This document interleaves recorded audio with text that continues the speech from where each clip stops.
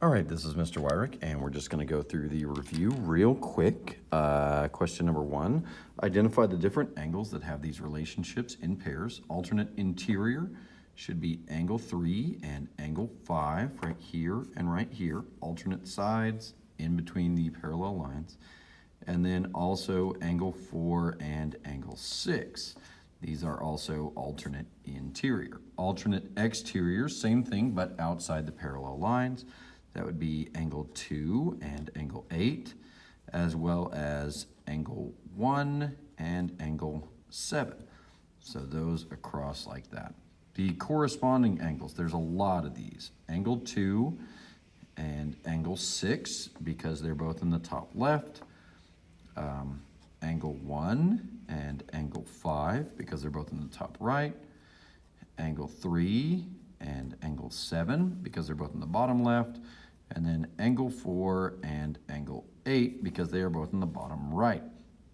Same side interior, they are on the same side, and they are on the interior, so that's angle 4 and angle 5. And then the same side exterior, that should be, also angle 3 and angle 6.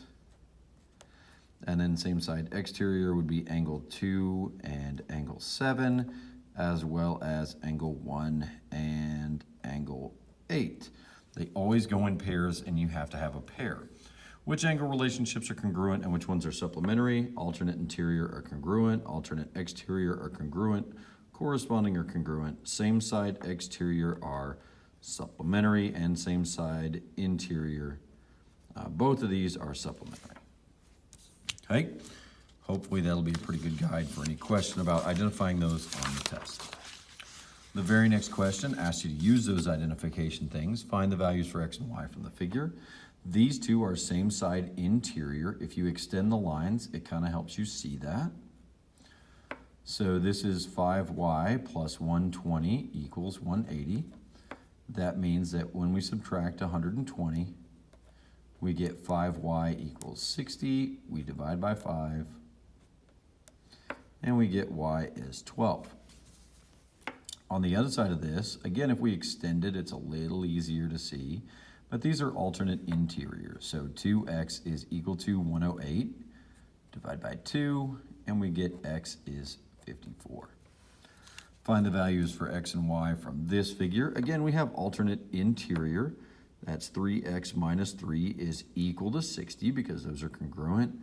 That's 3x is equal to 63, and when we divide by 3, we get x is 21.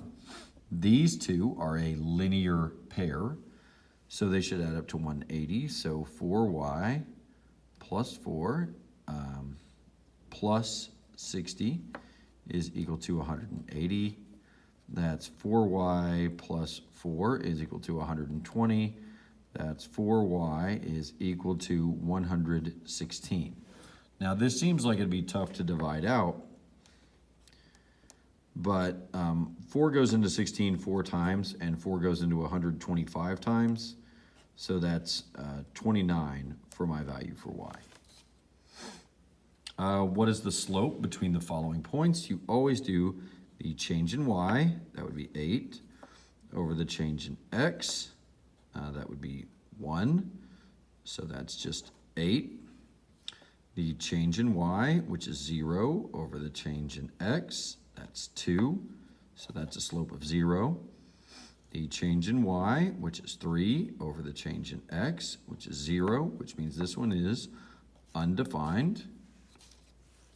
And the change in y, which is a minus 7, over the change in x, which is 9, and that one just stays a negative 7/9. Question number 6, angle 7 is 45 degrees, fill in the other measurements. So if this one's 45, then this one's a vertical angle, that's 45. Angle 2 is either corresponding to 7 or alternate interior with 3, so it is also 45. And angle 5 is corresponding with 3, alternate exterior with 7, or vertical with 2, so it's 45. Now 7 and 8 form a linear pair, okay? A linear pair.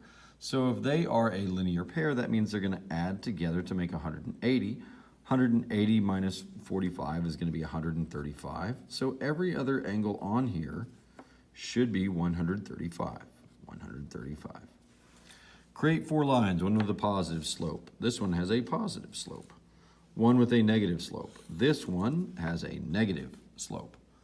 One with a slope of 0. I'm just going to trace my x-axis here. This one has a slope of 0.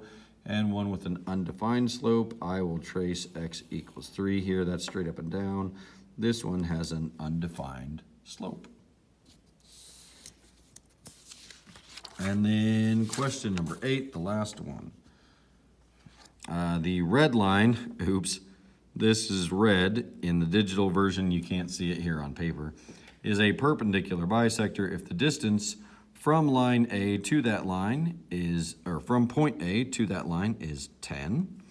What is the distance from A to B? Well, if this is a perpendicular bisector and this is 10, then this is also 10, and the distance from A to B would be 20.